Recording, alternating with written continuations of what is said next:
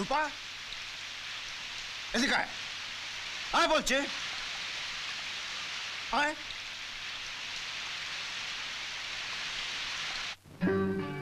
হ্যাঁ, আমি তোমায় ডেকে পাঠিয়েছি।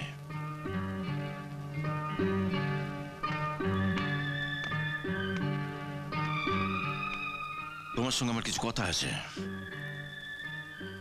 রূপা আমায় সব বলেছে। ও তোমায় বিয়ে করতে চায়।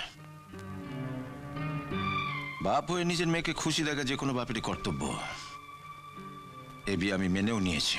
আমি জানতাম সুমু, অচিন্ত্যদার মতন মানুষ তোদের এই সম্পর্ককে ঠিক মেনে নেবেন।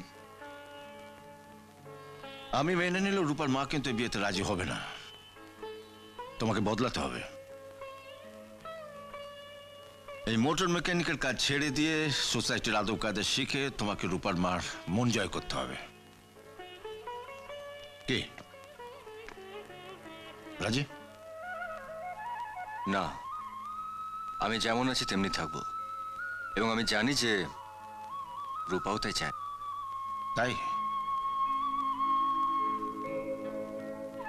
রূপা, ভালো করে ভেবে বল, তুই কি এটাই চাস?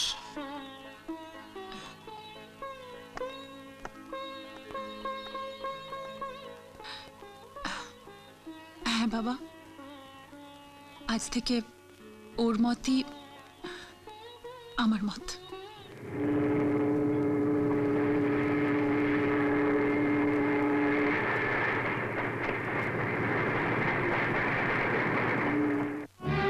কি বলছো তুমি?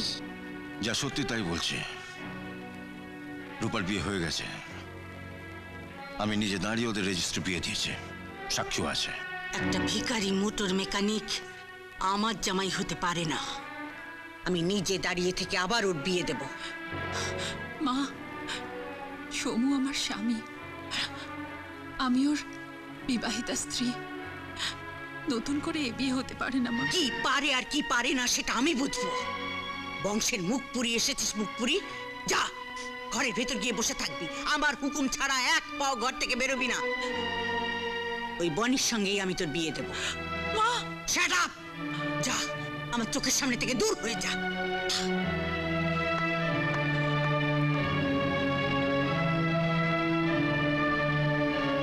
সবকিছু জেনেও মিস্টার মজুমদার এই বিয়ে মেনে নেবেন? মিস্টার মজুমদার জানতেই পারবেন না। মানে? রূপার মাথায় সিঁদুর নেই, ওকে আমি কুমারী বলে চালাবো। এটা অন্যায়। বাবা হয়ে আমি সবকিছু জেনে মুখ বুজে থাকবো? থাকবে, থাকবে। বাবা হয়ে কোন কর্তব্যটা করেছো যে আজ ন্যায় অন্যায় বিচার করতে এসেছো? সারাটা জীবন যেমন করে মুখ বন্ধ করেছিলে, ঠিক তেমন করে আজও মুখটা বন্ধ করে থাকবে। রূপার বিয়ে সেখানেই হবে যেখানে আমি বলবো।